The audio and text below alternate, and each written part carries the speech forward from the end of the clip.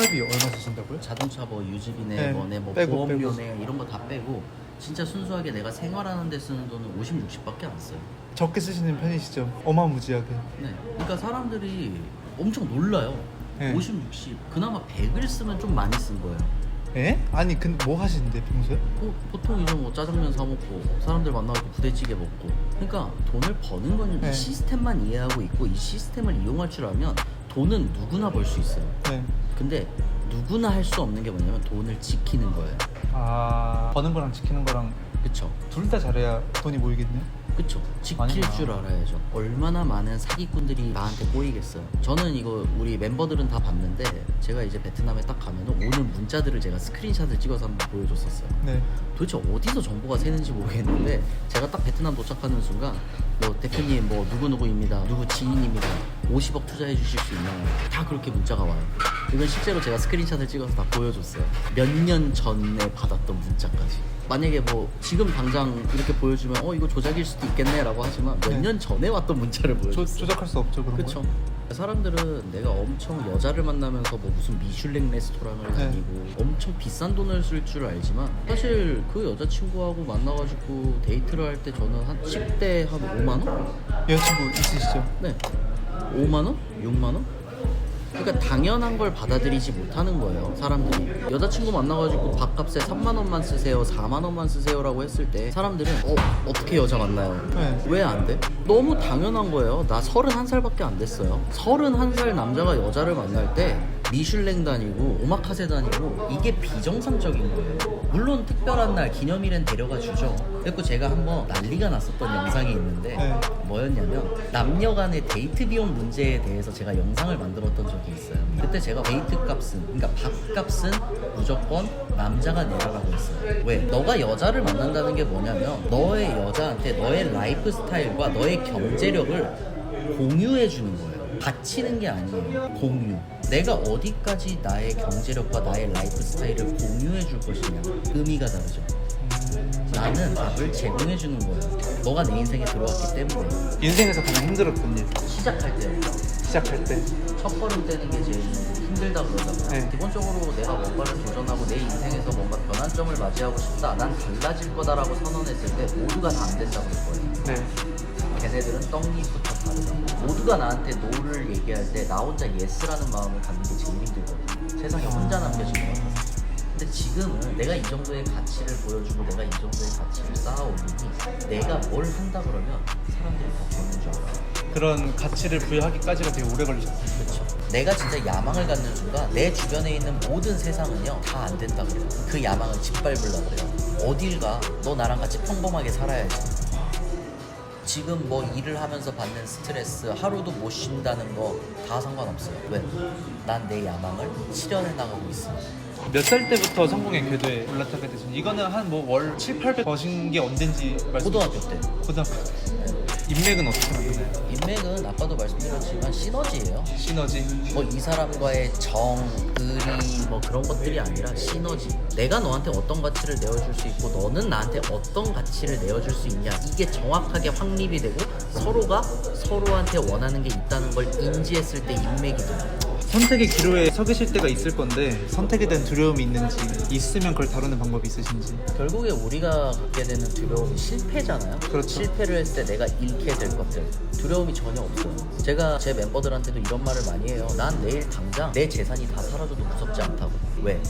나는 이 시스템을 너무 잘 이해하고 있고 무일푼에서도 다시 여기까지 올라올 자신이 있으니까. 그러면 선택에 대한 두려움 없으시다. 그렇죠. 어떤 선택이 더 괜찮은 결과를 낳을 것이냐. ROI, 리턴 온 인베스트먼트의 관점에서만 생각을 하죠. 이성적이네요. 사업을 성공하거나 사업 못하는 사람들의 차이가 시작할 때 그 리스크를 견디냐 못 견디냐 차이라고 생각하는 사람들이 많아요. 뭐 회사에 있다가 사업하려고 나오는 사람들이 망설이는 것도 리스크를 얼마나 짊어질 수 있느냐의 차이잖아요. 어떤 게 그런 리스크를 안고 갈 수 있게 도와주는지. 자기 수준을 정확하게 파악을 해야 돼요. 사람들은 내가 지금 갖고 있는 1,000만 원, 3,000만 원을 잃을까봐 무서워서 사업을 하지 못해요. 맞죠? 근데 막상 너희가 사회에 나와봐서 집을 살려고 그러고 차를 살려고 그러면 그 1,000만 원, 3,000만 원 대단한 돈이 아니거든. 1,000만 원, 3,000만 원 없는 놈이나 1,000만 원, 3,000만 원 있는 놈이나 똑같이 살아요. 다른 게 없어요. 맞네요. 근데 그 사람들은 내가 갖고 있는 이 1,000만 원과 3,000만 원이 너무 대단한 가치를 갖고 있다고 착각을 해요. 이거 없으면 세상이 두 개로 쪼개지는 줄 알아요. 물론 뭐 이렇게 태클 거는 사람들이 있을 수 있어요. 없는 거보단 있는 게 낫잖아요. 그래, 없는 거보다 있는 게 나아. 근데 그거 있다 그래가지고 너 인생이 달라지지 않는다고. 그러면 차라리 배팅을 해야죠. 생각해보니까 진짜 학창시절 공부는 잘하셨네요. 못했어요. 공부도 잘 안 했지만 근데 제가 대학교를 다닐 때 딱 한 번 그걸 입증하고 싶었어요. 나는 공부를 못하는 게 아니라 안 하는 거라고. 그래서 제가 다녔던 뭐 물론 똥통 대학교지만 저는 이제 분교를 다녔거든요. 네. 근데 저희가 이제 시험지가 분교하고 본교하고 똑같은 시험지를 받고 시험을 쳐요. 네. 그런데 제가 본교 역사까지 통틀어서 72점이 최대 점수인 과목에서 네. 98점을 맞았죠. 그리고 아직도 교수가 제 얘기를 한대요. 이런 놈이 있었다고. 그러면 공부는 안 하신 걸로. 네, 아, 멋있네요. 대학 과학 어디 나오셨어요? 저 회계학과 나왔어요. 회계학과요. 현재 하는 일이랑 관련이 있나요? 전혀 없어요. 전혀 없어요. 전혀 없어요. 부자가 되기 전에 즐겨보던 책이나 자주 찾아본 강연이나 없어요. 영상이나 아예 없어요. 없어요. 저는 아직도 똑같은 생각을 갖고 있는데 성공이나 돈은 이 조그마한 모니터 안에 들어있는 게 아니에요. 세상 밖에 있거든요. 세상 밖으로 뛰쳐나갔죠. 돈을 벌겠다고. 그 책 한 권으로 부자가 될 수 있으면 뭐 우리가 맨날 얘기하는 부의 추월차선, 엑시트 내 주변에 그 책 읽은 일반인들 몇백 명이에요. 근데 한 명도 부자가 되지 못했어요. 책에 대해서 다시 한번 좀 생각해보겠습니다. 네. 아, 그러면 책은 읽으시나요? 읽긴 읽어요. 근데 방금 좀 역설적이잖아요. 네. 전혀 의미가 없는데 왜 책을 읽으시나요? 내가 이 자리까지 올라와 보니 내가 돈을 벌고 보니 이 책들에 써있는 내용을 진짜 이해를 하게 된다는 거죠. 그 이해하고 나서는 어떤 느낌이세요, 그러면? 내가 어떤 방법으로 성공을 했는지 정립이 됐죠. 이것저것 흩어져 있는 걸 좀 바로 잡게 해주는 게 형님한테는 책이다. 그쵸. 근데 너가 경험한 게 없는데 어떻게 그 책이 너의 경험을 정리시켜줄까? 취미 있으신가요? 주변에 성공한 사람들한테 공통적인 취미, 형님만의 취미, 그러니까 돈 얘기. 돈 얘기. 저는 지인들하고 이렇게 카페에 앉으면 4시간 동안 돈 얘기만 해요. 요즘 뭐 무슨 사업 한다더라. 누구 무슨 사업 준비한다더라. 누구 이걸로 돈 벌었다더라. 그러고 마지막에 우리 뭐라 그러냐면 재밌었다라 그러지 않고 생산적이었다 그래요. 진짜 엔티제시네. 그러니까 우리는 성공을 건설해야 되잖아요. 그러면은 우리가 그걸 건설하고 싶으면 건설적인 대화를 해야지. 근데 사람들은 건설적인 대화를 하지 않아요. 여자 얘기, 뭐 롤 얘기, 게임 얘기, 유흥 얘기. 일반인들 1000명을 데리고 와도 내가 지금 살면서 평생 했던 돈 얘기보다 시간이 적을 거예요.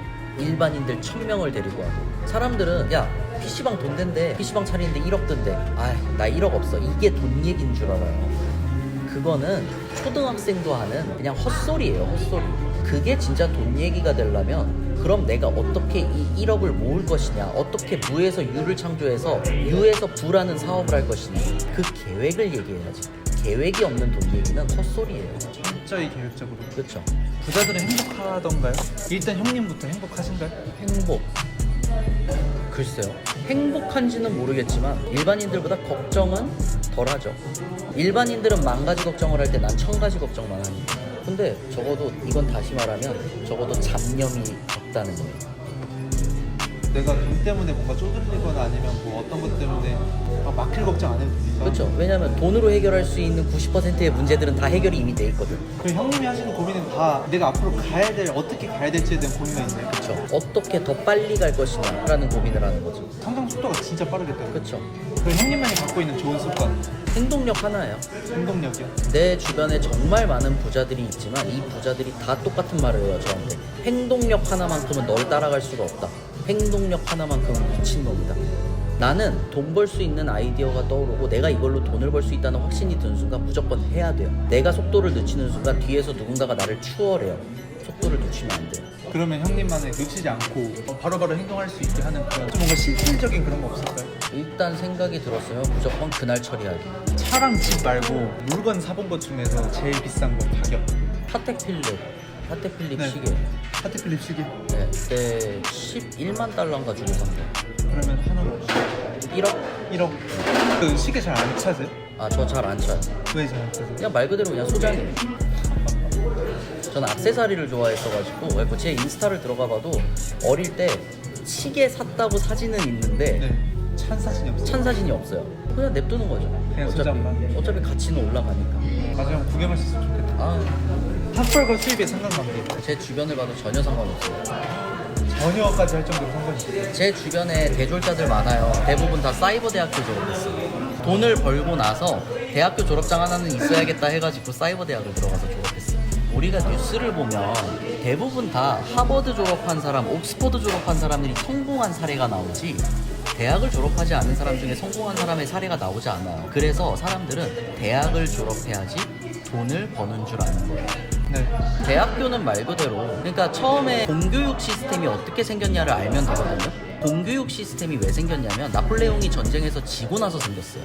나폴레옹이 군사들한테 명령을 내렸는데 얘네들이 알아쳐먹지 못하는 거예요. 네. 왜?